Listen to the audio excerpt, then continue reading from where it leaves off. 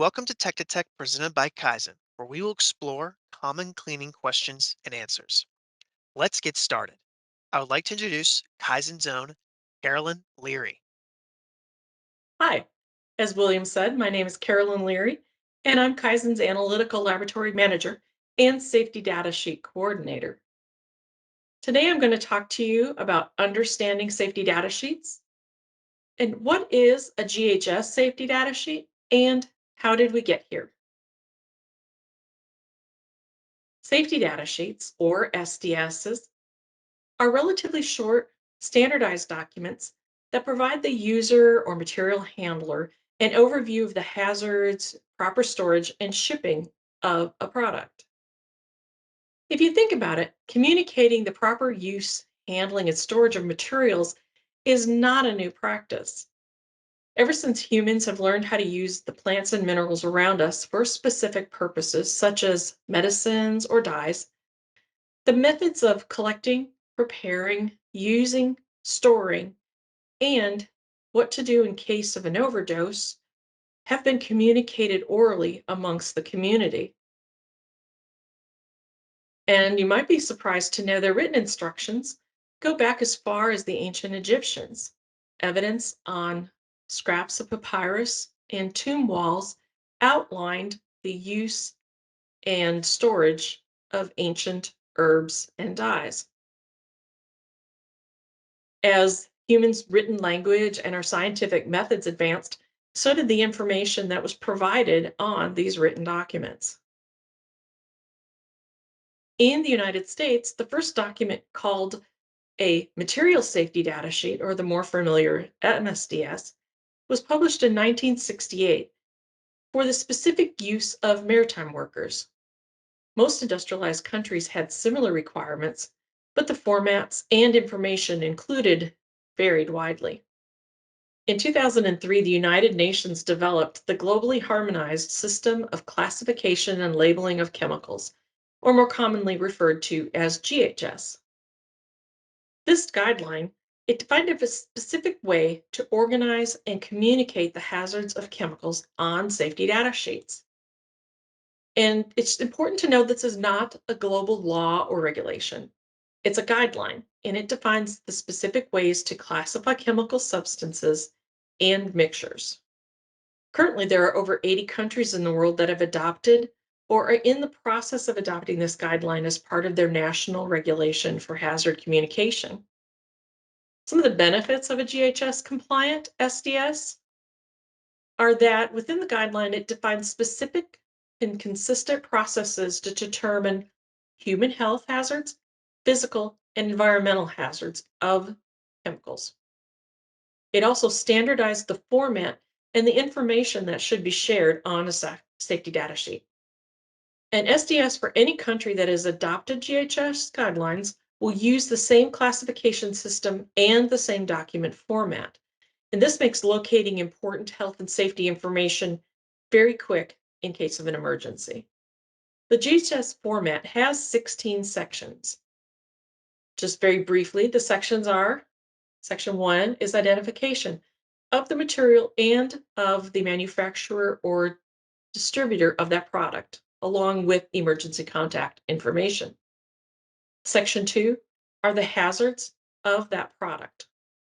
Section 3 is composition information. Section 4 are first aid measures in case of exposure to humans. Section 5 are firefighting measures and special procedures that need to be used when this chemical is involved in a fire. Section 6 outlines accidental release measures. Section 7 discusses proper handling and storage and any incompatibilities there might be with that material. Section 8 outlines proper exposure controls that need to be implemented when using the material and the proper personal protective equipment necessary. Section 9 are the physical and chemical properties, such as boiling point, flash point, or pH. Section 10 is the stability and reactivity. Section 11 is toxicological information for human exposure. Section 12 is ecological information, with respect to environmental spills. Section 13 talks about disposal considerations. Section 14 is transportation information, which would include the proper UN shipping number if applicable. Section 15 is regulatory information that is not covered elsewhere in the document, but specific to the country where the safety data sheet is been authored for. And Section 16 is other information, such as a disclaimer, definitions, and the date of authoring or revision number. Now, there's a lot of information that could be addressed under each of these subsections, and our plan is to cover them in more detail in future Tech to Tech presentations. So keep an eye out on our schedule. In summary, a safety data sheet is a relatively brief document, and it outlines the human health, physical, and environmental hazards of a chemical. Countries that have adopted the GHS guidelines as part of their hazard communication regulations publish safety data sheets that follow these same classification guidelines and document format.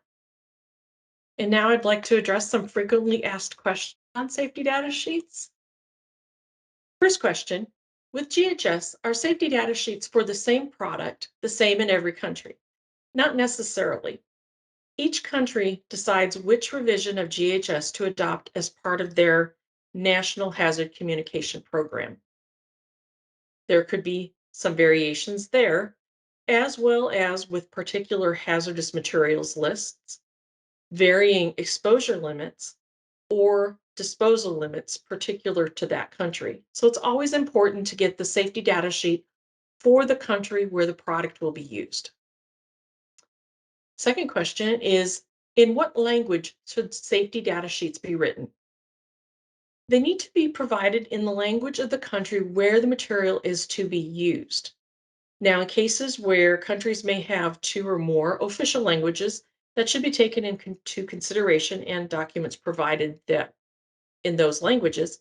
And also, there may be the request from a company or user where they have branches or head offices in other countries and would like a document compliant to that country as well.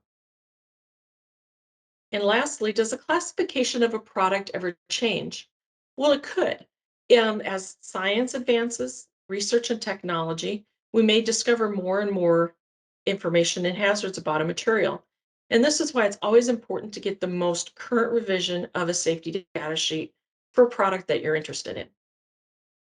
And that's all the questions we have today, and I will turn the presentation back over to William. Thank you. Thanks, Carolyn. And thank you guys for watching this Tech to Tech session. If you would like to discuss this topic further or have any questions not answered in the session, please contact your local Kaizen regional manager or send an email to tech@kaizen.com, and we will have someone follow up with you as soon as possible. Do you want to have exclusive access to future content sent directly to your inbox, or do you know someone who would benefit from these sessions? If the answer is yes, just go to tech2tech.kaizen.com and fill out the subscription form. And if you like this video, be sure to follow us on our social media platforms for more expert cleaning content.